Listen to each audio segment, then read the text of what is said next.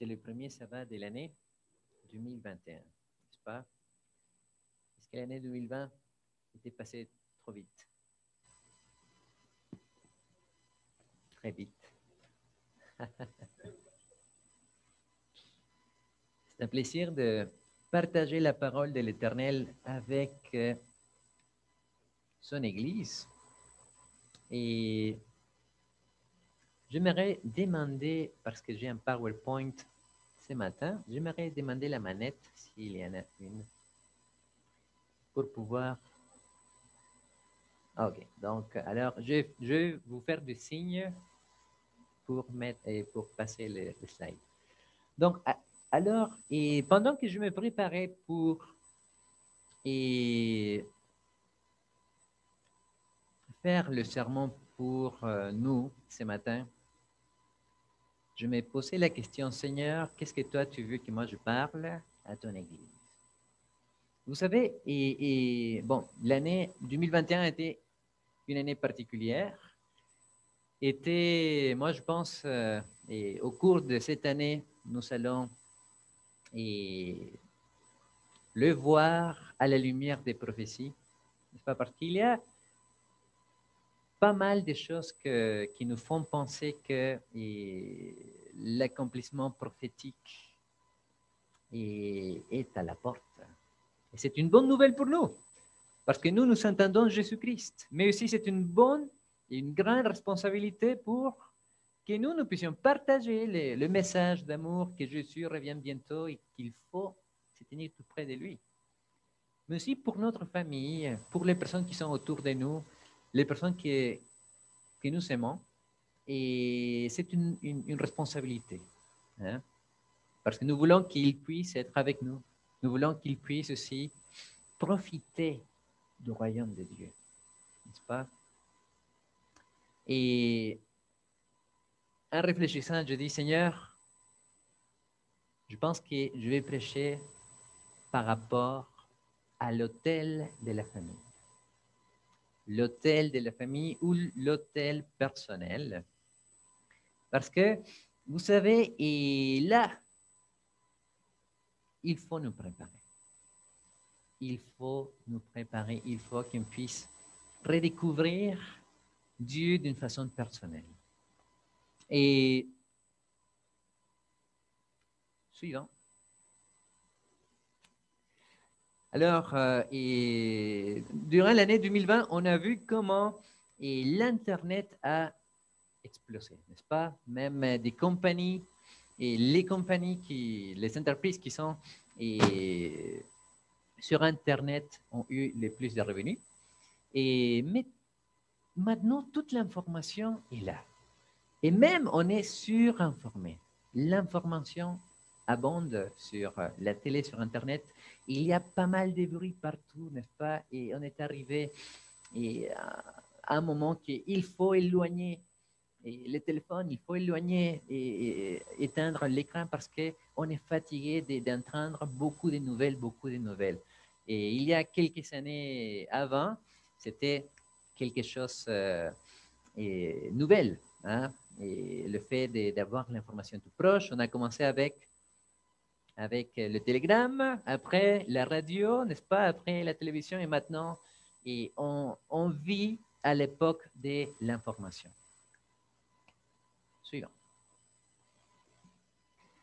Et bien sûr, le petit téléphone, n'est-ce pas, a remplacé l'alarme, a remplacé tout, la télévision, a remplacé l'ordinateur, la radio, et c'est l'appareil de photo, et parfois on est prisonnier, n'est-ce pas, de ces petits appareils.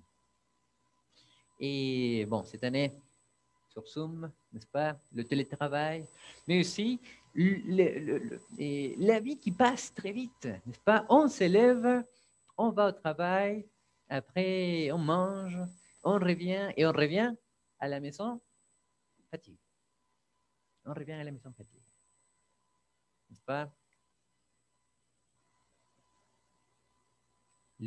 La vie va vite, vite. Le rythme de la vie est tellement stressant parfois. Et voilà, c'est une belle image de notre et de la région d'Ottawa, oui, ouais, c'est ça, et de la ville d'Ottawa. Et vous savez, on est vraiment saturé parfois de notre rythme de vie que et on arrive, et comme on a dit, on arrive à dormir, n'est-ce pas? Et même les animaux, ils dorment parce qu'ils sont fatigués. Mais la question que je me pose, est-ce que nous avons vraiment le temps pour aller à Dieu? Pour élever l'autel de la famille. Il y a les slides. Satan n'est pas content lorsque les familles louent Dieu au sein du foyer. C'est pour cette raison qu'il utilise différents moyens pour empêcher les cultes personnels ou le culte des familles. Et quelles sont les façons que Satan utilise selon vous? On va le voir. Donc, être pressé, fatigue, télévision, Internet, problème de couple, séparation, différentes choses. Nous l'avons vu. Le rythme de la vie est tellement vite que on arrive chez nous, on n'a pas le temps d'aller vers Dieu. Bon, ce n'est pas le cas dans notre église, n'est-ce pas? Vous savez, ce matin, quand je me suis levé, c'était hier ou ce matin? Je me suis levé, j'ai dit, écoute, le sermon que je vais prêcher aujourd'hui, ça va être pour moi. C'était hier. Parce que c'est facile hein, de se lever, dire, ah, je vais prier. On prend le téléphone et ça passe 1 heure, 30 minutes. Et après, ah, le rendez-vous qui arrive, n'est-ce pas? C'est facile. C'est facile.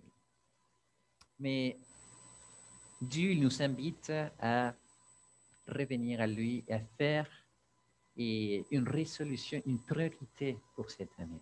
Pas seulement pour cette année, pour toute notre vie, n'est-ce pas? Et avez-vous fait des résolutions? Pas des révolutions, des résolutions. Oui, cette année, les personnes sur Zoom, avez-vous fait des résolutions? Hein? Bon, j'ai une résolution pour nous tous cette année, n'est-ce pas? Et c'est bâtissons l'autel de la famille. Et dans la Bible, l'endroit où nous trouvons les mots autel, la première fois dans la Bible, se trouve au livre de Genèse. Oui, voilà. Donc, Noé, n'est-ce pas? Et la Bible nous dit en Genèse 8, verset 20, Noé construisit un autel, et toujours les mots autel va en lien avec honneur de l'Éternel. Il a construit un autel en l'honneur de l'Éternel. Il a pris toutes les bêtes pures et tous les oiseaux purs et offrit des holocaustes sur l'autel.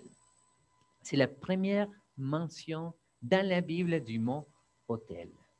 Et c'est toujours lié à l'adoration de l'Éternel. Suivant. Abraham. Je pense que je prêchais la première fois, le premier samedi qu'on est venu ici, je pense que je prêchais de ce texte-là. Pas, vous connaissez l'histoire, Abraham quitte sa famille, va à un endroit et Dieu, il dit, écoute, j'ai un plan pour toi, j'ai un projet pour toi. Laisse-moi te diriger.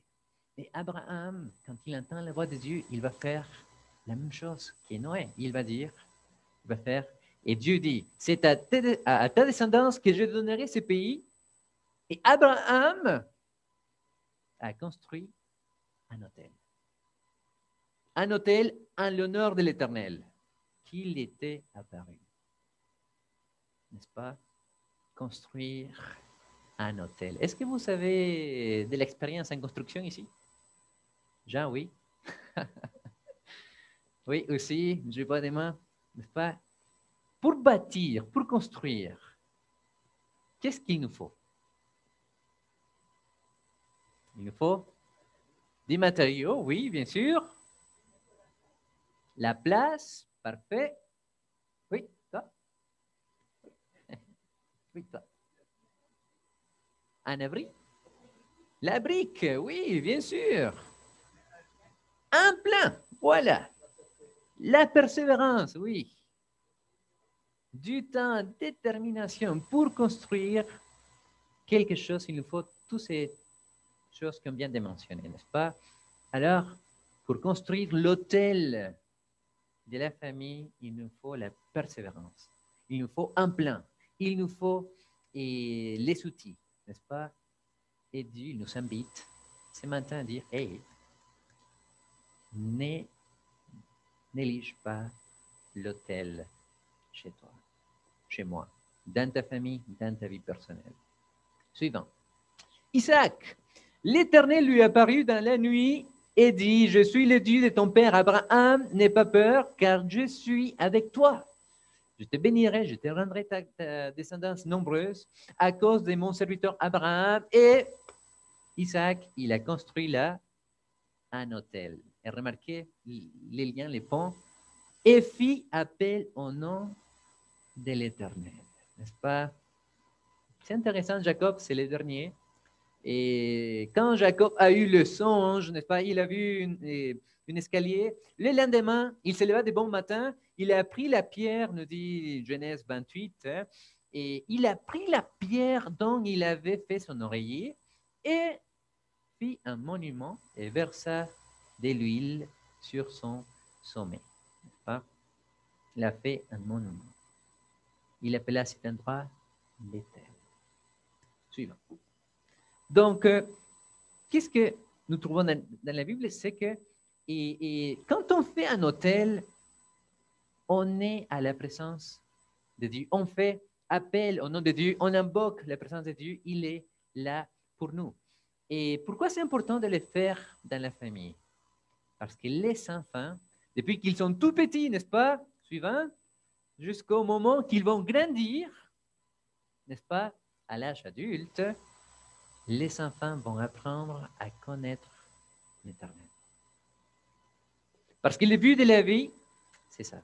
Le but de la vie, c'est de connaître l'Éternel. Je me souviens quand j'étais enfant, et maintenant,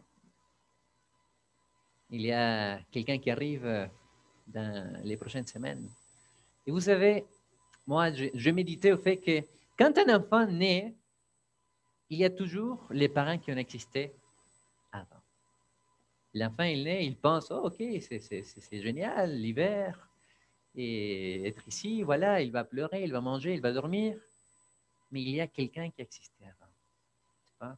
Et si on fait le chemin jusqu'à Adam, quand Adam a ouvert les cieux, il y a eu quelqu'un qui existait pour toute l'éternité. Donc, la responsabilité pour que nous puissions enseigner l'existence de Dieu, parce que le but principal, et on revient à l'image, c'est que quand une personne laisse la maison, la personne puisse marcher avec Dieu, toute seule. Pas toute seule, on n'est jamais toute seule, mais jusqu'au moment qu'on va rencontrer et la personne qu'on va partager la vie. Ça, c'est le but. Suivant. La parole, on parlait tantôt des outils, la parole et la prière. Suivant. Voilà les outils que nous avons pour bâtir la maison de l'Éternel. Et probablement vous allez dire, mais pasteur, moi, je connais ce que vous êtes en train de prêcher. Je le fais déjà, n'est-ce pas? Chez moi, chez nous. Alors, pourquoi en faire un rappel cette année 2021 qui commence? Parce que vous savez, la famille est les groupes les plus attaqués par l'ennemi. Satan, il attaque la famille. Il attaque les enfants depuis qu'ils sont tout petits, n'est-ce pas? Et si on ne prend pas la responsabilité pour vraiment les guider vers Dieu, qu'est-ce qu'on va faire? On va mettre un programme, n'est-ce pas, qu'on trouve sur YouTube. Et là, l'ennemi a accès pour endoctriner les enfants, même s'il ne comprend pas des mots.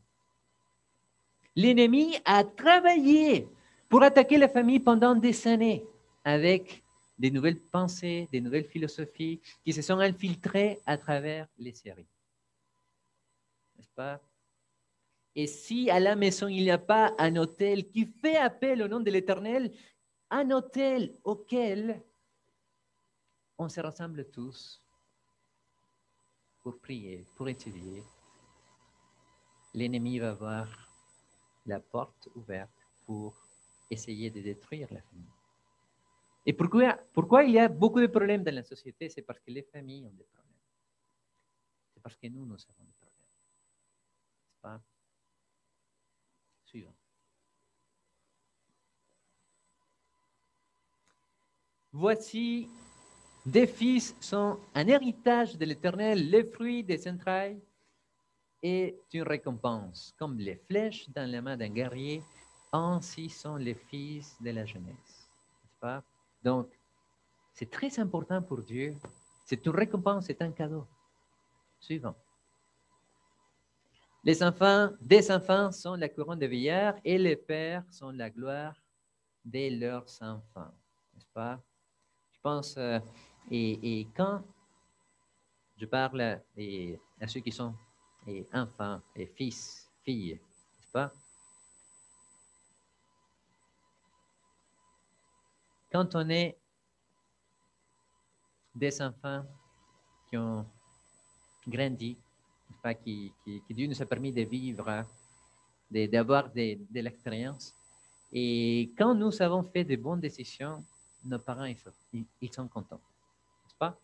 Ils sont contents parce qu'ils peuvent voir que leurs enfants suivent la voie de l'Éternel. Mais quand on fait des mauvaises décisions, les parents aussi, ils souffrent. Parce que une douleur amène un autre. Et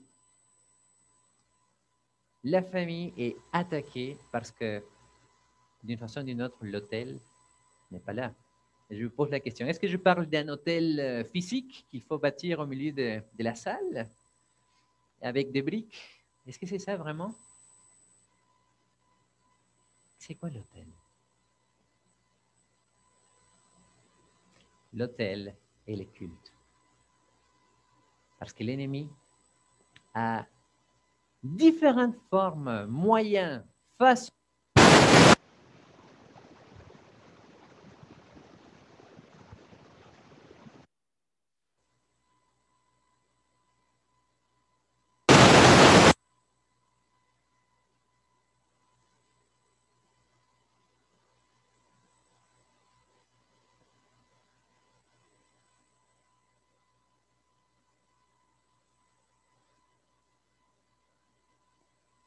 Je vais continuer. OK.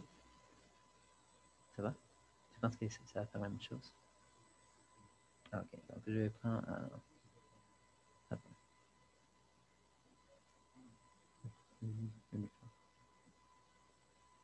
Désolé pour ces petits inconvénients.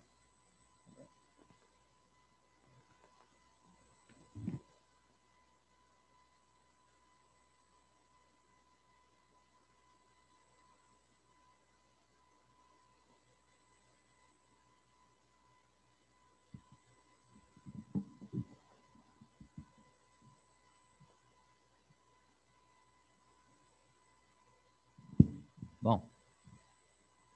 On disait que, et désolé pour cet inconvénient, c'est la batterie du micro qui s'est déchargée. Donc, et on disait que l'ennemi attaque la famille parce que il sait que c'est le centre, les noyaux de la société. Et l'ennemi va utiliser différentes façons pour ne pas permettre que la famille puisse se développer comme Dieu il a dit. Et vous voyez une image, on va revenir à cette image parce que souvent, les tentations vont s'infiltrer pas d'une façon ouverte, mais cachée. Comme quand on utilise une masque, on ne sait pas qui est la personne qui est derrière. Donc, les tentations, et pour nous, vont s'infiltrer de cette façon parce que l'ennemi, il travaille de cette façon suivante. Donc, Dieu, il nous donne des outils, la Bible, la parole de Dieu, mais sa présence, c'est un bouclier. Un bouclier qui nous aide pour continuer et pour faire face à l'ennemi. Suivant. Et voilà, vous voyez cette image. Ces petits bonhommes qui a son armure, a son bouclier, son épée, son casque. Et quand on voit cette image, on pense, oh, et celui qui est grand va l'écraser. Mais la parole de Dieu nous dit que celui qui a l'armure de Dieu ne périt pas, peut faire face à l'ennemi. Et j'aime cette image parce que lui, on voit que lui, il va être écrasé, mais lui, il tient ferme. Il dit non, et moi, je peux faire face à quoi qu'il arrive. Suivant. Donc, et on va voir que la famille est... Oui, voilà. On peut voir que la famille est importante pour Dieu et est le centre de la société. Et pour nous, nous devons toujours la garder. Suivant. Donc, les cultes en famille, on va donner des outils précis. Donc, les cultes en famille doivent être courts, créatifs, illustratifs et participatifs. Ça va nous demander des actions concrètes pour que nous puissions aider nos enfants, aider les personnes qui sont dans notre entourage à pouvoir profiter de ces moments de qualité. Parce que l'autel fait appel au nom de l'Éternel, on doit profiter de ces moments pour être avec Dieu. Donc, voyez, j'aimerais que vous puissiez lire avec moi. Donc, court, créatif, illustratif, participatif. Vous avez vu que le premier mot est court. Ce n'est pas une longue prédication d'une heure, les cultes en famille. Les plus courts, illustratifs, créatifs, participatifs, les mieux que ça va être pour les enfants, quand ils sont en petit âge, n'est-ce pas? Suivant. Donc, des outils. Comment faire les cultes en famille et avec des enfants de 0 à 3 ans? Je vais parler maintenant aux familles et après je vais parler aux personnes qui habitent seules. Donc, les cultes en famille, 0 à 3 ans. Et ça nous dit avoir des recours à des images, au toucher, aux imitations et aux répétitions. Donc, on se met à la même place que les enfants pour les aider à comprendre que Dieu, il est un Dieu vrai. Comment faire? Bon, il y a des dessins, n'est-ce pas? Que les enfants puissent toucher, puissent répéter des choses. C'est très intéressant. On ne devrait pas traiter les enfants comme des adultes. Suivant. Les cultes en famille de 4 à 6 ans. Utiliser des illustrations, des comparaisons, des mythes, des sketchs et des mises en situation répétées. Pas? Donc, et quand on ouvre la Bible, je pense que si on répète l'histoire d'une façon plus claire, les enfants vont faire plus de connexions. Je me souviens la fois que Daniel est venu ici faire l'histoire des enfants, et j'ai très bien aimé ça parce qu'il a pris un texte de la Bible, n'est-ce pas? Et il a fait des intonations en racontant l'histoire que ça a capté l'attention, n'est-ce pas? Donc, nous pouvons faire ça, prendre un texte de la Bible et, bon, comment Goliath parlait, bon, essayer de faire la voix de Goliath, n'est-ce pas? Et faire que l'histoire puisse être intéressante. Et si c'est une autre histoire avec une morale biblique, mais utilisons-les. Faisons que les enfants qui sont autour de nous puissent aussi comprendre que Dieu, il est là pour les aider, pour les aimer. Suivant. Les cultes en famille avec des enfants de 7 à 9 ans. Lancer des défis. Est-ce qu'on veut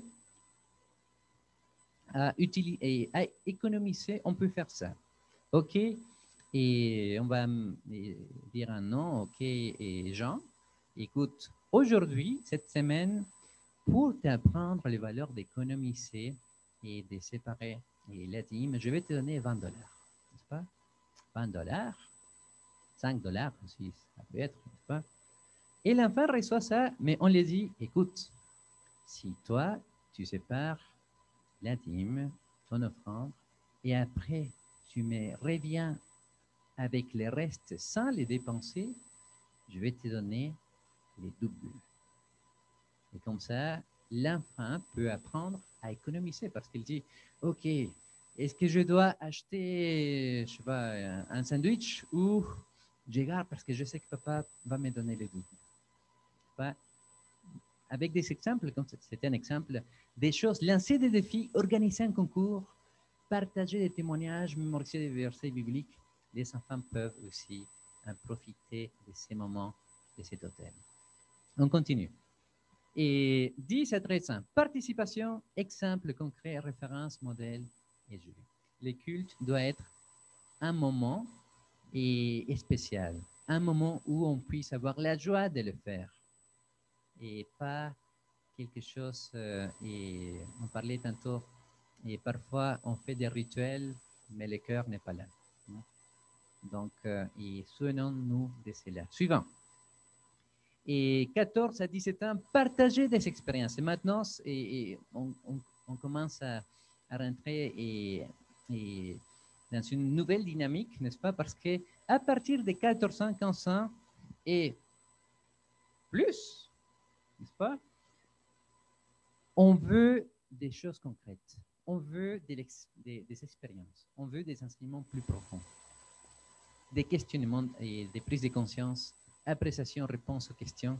On veut plus. Et c'est la façon comme nous allons continuer jusqu'à la fin de nos jours, jusqu'au moment que Jésus revient. Parce que quand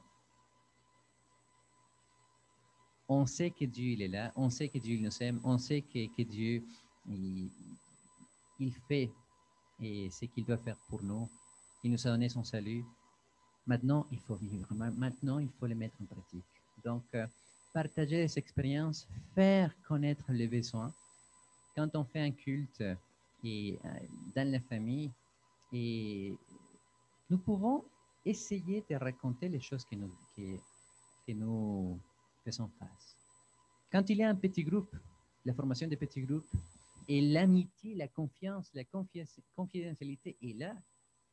Quand on partage nos faiblesses, quand on partage les batailles que nous vivons à chaque jour, là, on devient soudé, hein? On devient plus proche. Et quand il y a ce type de partage dans la famille, quand il y a les pardons, parce que papa aussi peut faire des fautes, maman aussi peut faire des fautes, mais quand papa ou maman vient dire, écoute, désolé, c'était une erreur. Les enfants apprécient ça. Et quand nous partageons des expériences, nous pouvons connaître qu'il y a plusieurs personnes qui vivent la même chose que nous. N'est-ce pas? Donc, et suivant. Et la parole de Jésus dans l'évangile de Jean nous dit, chapitre 15, versets 1 à 5, « C'est moi qui suis le vrai cep et mon Père est le vigneron. Tout sarment qui est en moi et qui ne porte pas de fruits, il enlève. Et tout sarment qui porte des fruits, il les taille afin qu'il porte encore plus de fruits. Déjà, vous êtes purs à cause de la parole que je vous ai annoncée. » Verset 4, très important. « Demeurez en moi et je demeurerai en vous. Le sarment ne peut pas porter des fruits par lui-même sans rester attaché au cep. Et il en va de même pour vous si vous ne demeurez pas en moi. Je suis le cep, vous êtes le sarment. Celui qui demeure en moi et un qui demeure beaucoup de fruits, car sans moi, vous ne pouvez rien faire. N'est-ce pas? Donc, je reviens au moment quand Abraham, il a entendu la voix de Dieu disant, quitte ta famille et va à l'endroit que moi je te montrerai, Abraham, il a dit, écoute Seigneur, toi tu me demandes beaucoup, quitter ma famille, quitter mon pays, quitter les choses que moi je connais. Mais parce que toi tu me demandes, je vais faire une promesse, je vais faire une alliance avec toi. Je décide, de là, à chaque endroit que je vais bâtir un hôtel. Et l'hôtel fait toujours référence à la présence de Dieu, à l'appel de Dieu dans notre vie. Donc, en ce 2021 suivant, dans cette nouvelle année qui commence, n'est-ce pas? Regardez l'image. C'est simple le message d'aujourd'hui. Dans cette nouvelle année qui commence, bâtissons, que nous puissions construire l'hôtel de la famille. Chaque matin, chaque soir, un moment avec Dieu.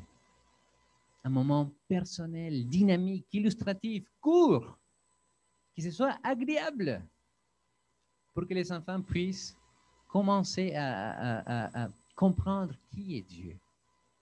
Et si nous n'avons pas d'enfants, si nous sommes seuls ou habitons avec notre mari et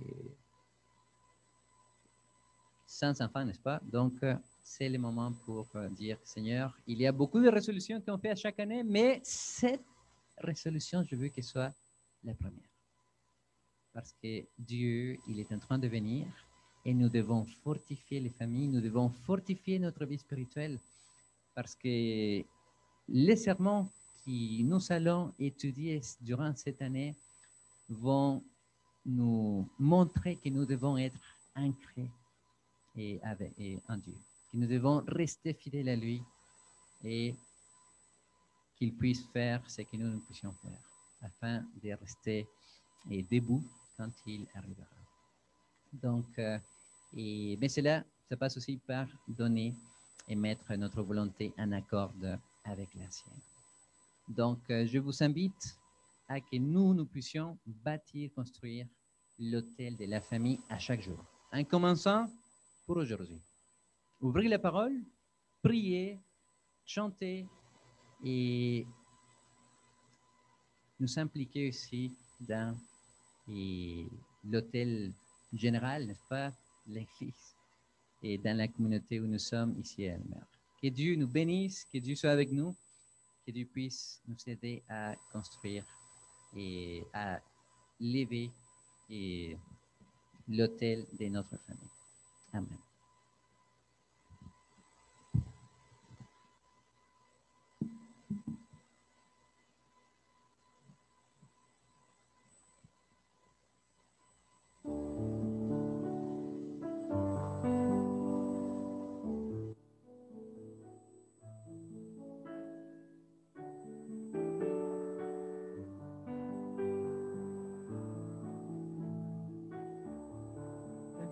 Je vous invite à vous tenir debout et pour mettre fin à ce moment, nous chanterons ensemble On revient à la maison au 432 de l'hymne de louange.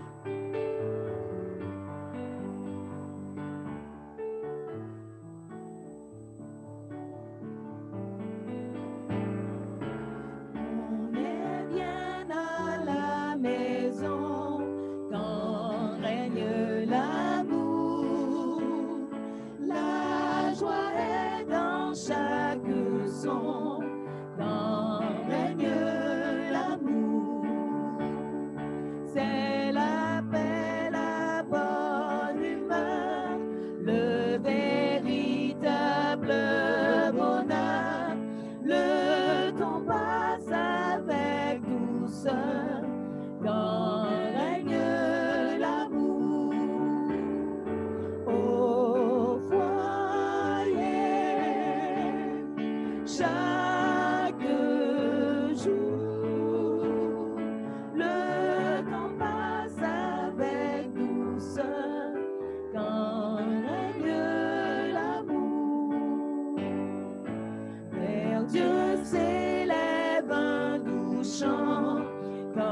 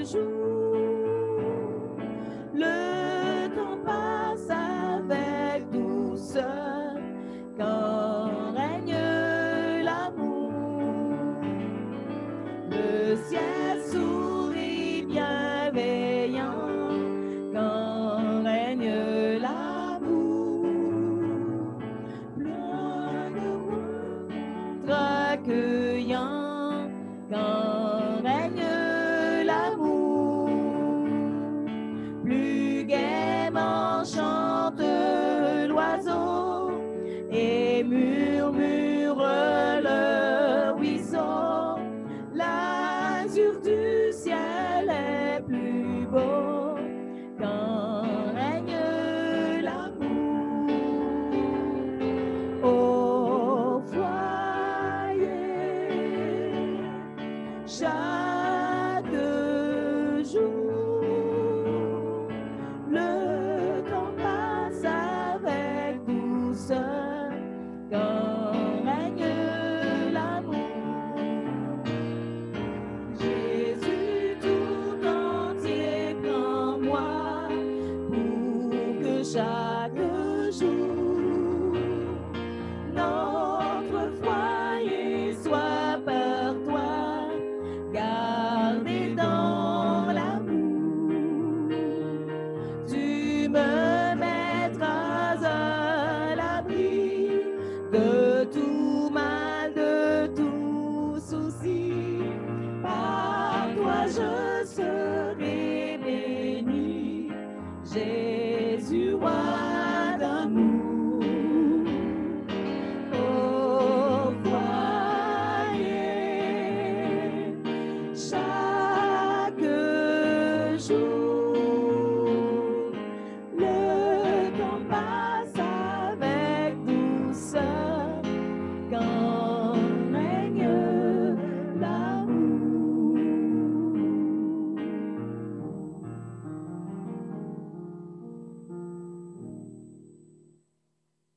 Prions. Notre Dieu, notre Père, à cet instant, nous avons reçu ta parole.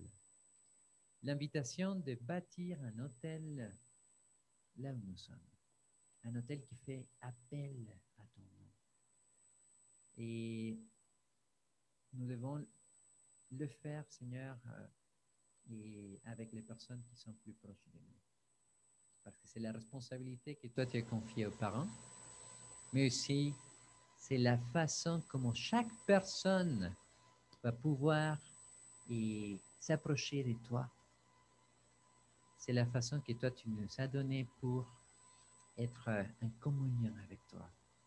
Les outils, la parole, la prière et la communion. Merci Seigneur de nous aider en cette nouvelle année. Probablement nous avons fait beaucoup de résolutions. Je pense que cette année, tu nous appelles à faire de la relation avec toi, de la relation spirituelle, une priorité. Merci Seigneur de bénir chaque personne. Merci de bénir ton Église.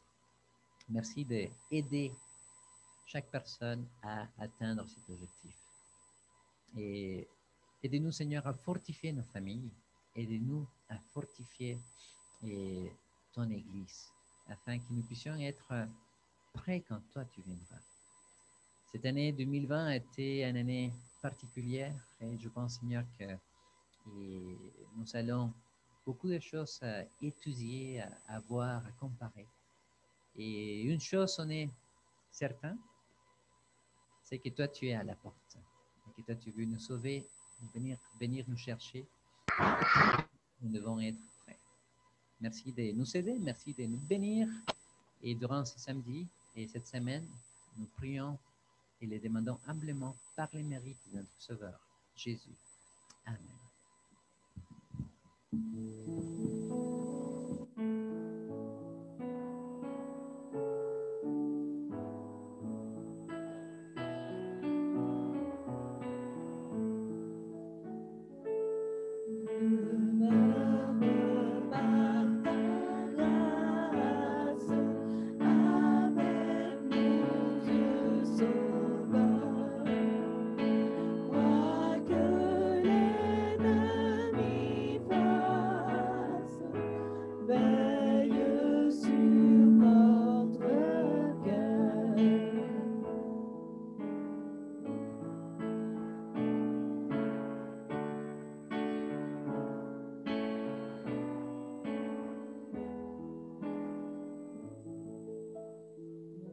De votre présence. Nous souhaitons à tous une bonne fin de sabbat. Nous vous demandons de vous asseoir et les diacres vous indiqueront l'ordre dans lequel vous pouvez s'écouter. Merci, bonne fin de journée.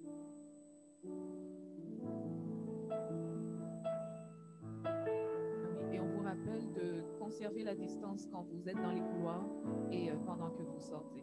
Merci beaucoup. Oui, à l'extérieur de l'église aussi.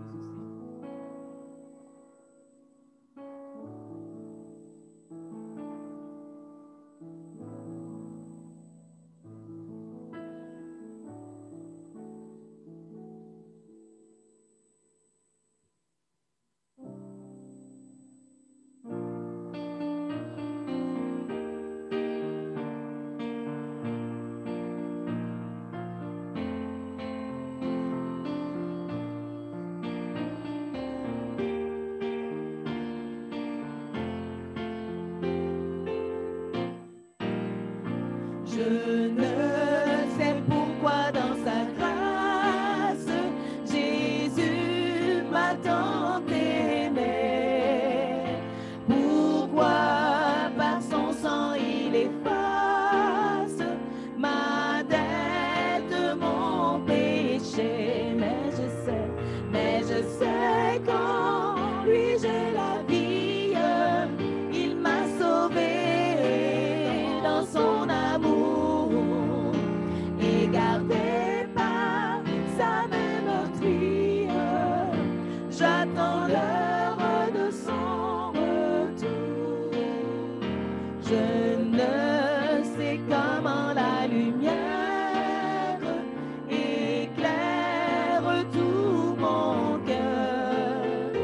Comment je compris ma misère et reçu mon sauveur. Mais je sais qu'en lui j'ai la vie, il m'a sauvé dans son amour et gardé par sa main meurtrière. J'attends l'heure de son retour.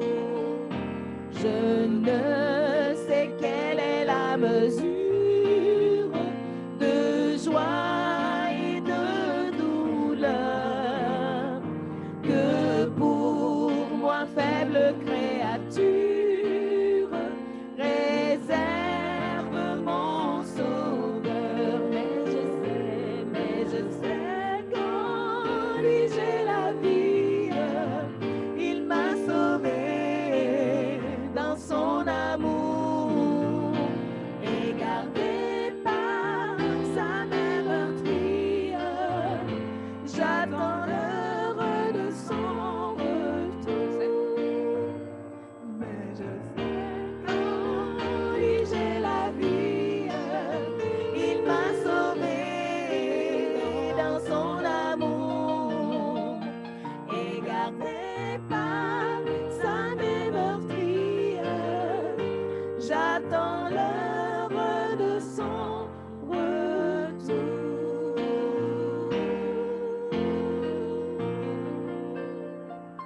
Amen. Bon sabbat à tous. Bonne année à ceux à qui on n'a pas encore dit bonne année. Nous sommes encore sur YouTube, mes chers frères à la technique.